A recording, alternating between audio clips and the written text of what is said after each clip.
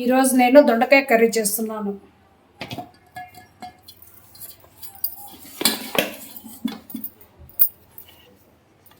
దొండకాయ కర్రీలోకి ఇవన్నీ పదార్థాలు వేస్తున్నానండి.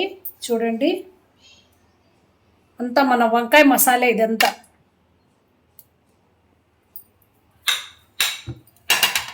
ఇవన్నీ మిక్సీ జార్లో వేసుకుందాం.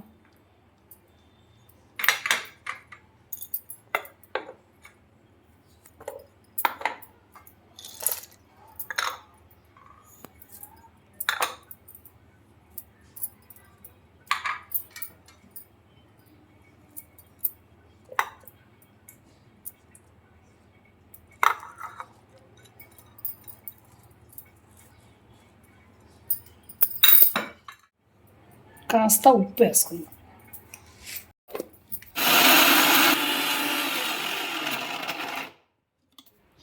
నా స్టైల్లో చేసి చూడండి, ఏ కూరైనా బ్రహ్మాండంగా వస్తుంది. ఇప్పుడు నేను దొండకాయలను నీట్గా కడుక్కోవాలి.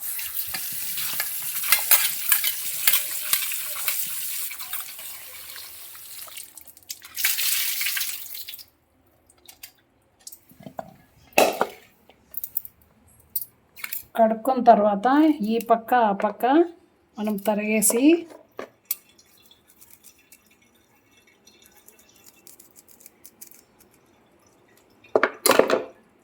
ఇలా మసాలా పెట్టుకోవాలి.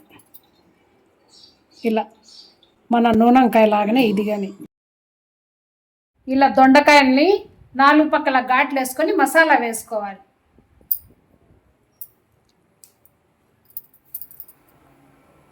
ఆయిల్ వేసుకుందాం.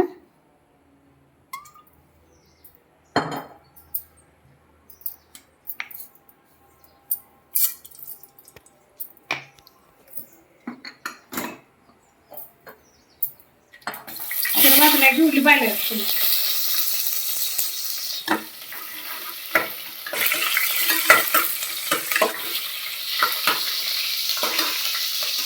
టమోటా వేసుకుందాం. కరివేపాకు. ఇప్పుడు దొండకాయలకు మసాలా పెట్టుకున్నాం కదా, ఇప్పుడు దీంట్లో తిరువాతలో వేసుకున్నాం.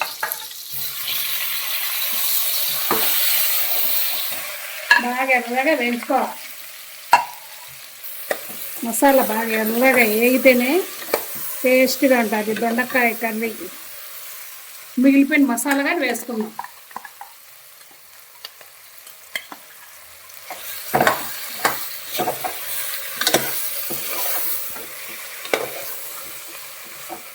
ఇలా బాగా కలుపుకొని ఒక 2 నిమిషాలు మనము మగ్గనిద్దాం. మసాలాని మీడియంలో పెట్టుకుందాం. దొండకాయ ఎలా ఉందో చూస్తాం.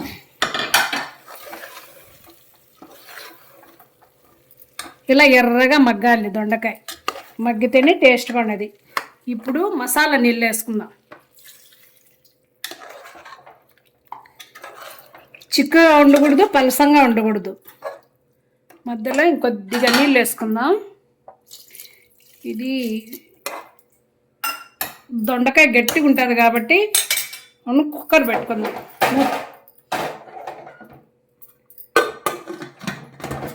ఒక 4 విజిల్ పెట్టుకుందాం.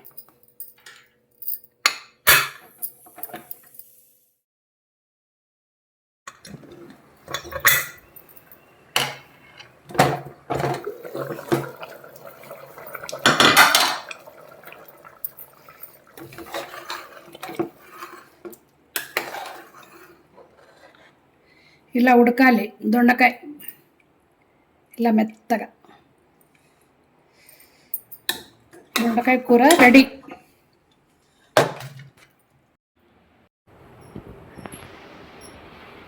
ఇలా దొండకాయ 4 పక్కల బాగా ఉడకాలి.